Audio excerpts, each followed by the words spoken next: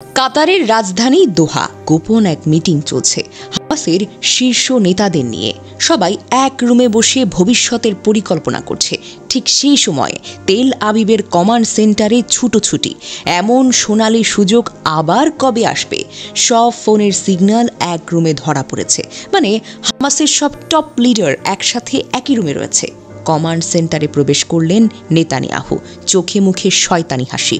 এক মুহূর্ত দেরি না করে দিলেন গ্রিন সিগন্যাল। গর্জে উঠল পুরো যুদ্ধ বিমান।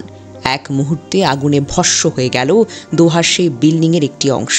মাটিতে ধসে পড়ল পুরো কনফারেন্স রুম। ইসরায়েলি কমান্ড সেন্টারে উল্লাস ছড়িয়ে পড়ল, মিশন তো সফল। এমনকি নেতানিয়াহু সরাসরি ঘোষণা দিলেন, আমরাই হামাস নেতৃত্বকে শেষ করে দিয়েছি। ওয়াশিংটন তড়িঘড়ি করে দোহায় ফোন করল, সরি আমরা জানতাম না। কিন্তু তখন দোহায় ঘটেছিল ভিন্ন এক ঘটনা। ঠিক হামলার আগে আজানের ধ্বনি ভেসে উঠেছিল। হামাস নেতারা একে একে রুম ছেড়ে চলে যান নামাজে। মিটিং টেবিলে পড়ে থাকে শুধু তাদের মোবাইল ফোনগুলো। ফলে সিগন্যাল ট্র্যাক করে ইসরায়েলি গোয়েন্দারা ভেবেছিল সবাই হয়তো ভেতরেই আছে। কিন্তু আল্লাহর কি রহমত, তারা তখন হাজির ছিলেন নামাজের কাতারে। আর রুমে ছিল শুধু ফাঁকা চেয়ার আর মোবাইল ফোন। অলৌকিকভাবে বেঁচে গেলেন হামাসের টপ লিডাররা। আর এই স্ট্রাইককে শহীদ হন কাতারি নিরাপত্তা বিভাগের এক অফিসার সহ আরও 6 জন। সত্যি এটি ছিল গায়েবী রহমতের একটি প্রতিচ্ছবি, যেখানে ইসরায়েলের শত শত কোটি ডলারের প্রযুক্তি পরাজিত হলো একটি মাত্র আজানের সামনে।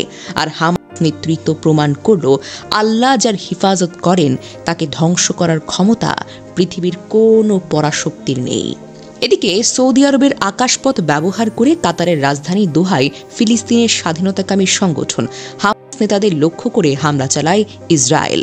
এক প্রতিবেদনে এই তথ্য জানিয়েছে দ্য ওয়াল স্ট্রিট জার্নাল, খবর প্রেস টিভি। শনিবার মার্কিনের সংবাদ মাধ্যমের প্রতিবেদনে বলা হয়েছে, দোহায় হামলা চালাতে 8টি F-15 এবং 4টি F-35 যুদ্ধ বিমান ব্যবহার করা হয়। এসব বিমান ব্যবহার করে 1500 কিলোমিটার দূর থেকে সৌদির আকাশসীমার উপর দিয়ে হামলা চালায় ইসরায়েল। এতে আরও বলা হয়, হামলার বিষয়ে মার্কিন যুক্তরাষ্ট্রের কর্মকর্তাদের অবহিত করা হয়। এই প্রতিবেদনে বলা হয়েছে, দোহায় হামলা চালানোর ক্ষেত্রে ইসরায়েলের বিমানগুলো কৌশল অবলম্বন করেছে।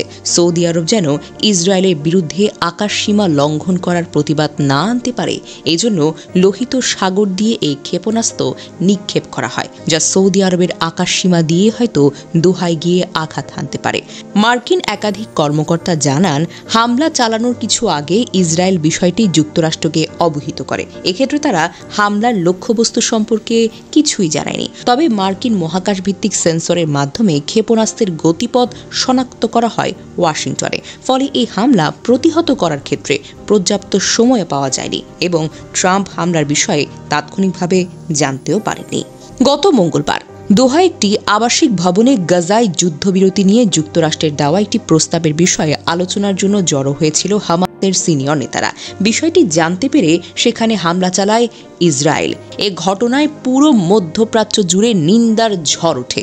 তারপরেও ইসরায়েলের প্রধানমন্ত্রী হুঁশিয়ারি দিয়ে বলেন, হামাসকে লক্ষ্যবস্তুতে পরিণত করতে অন্য দেশেও হামলা চালাবে তেল আবিব।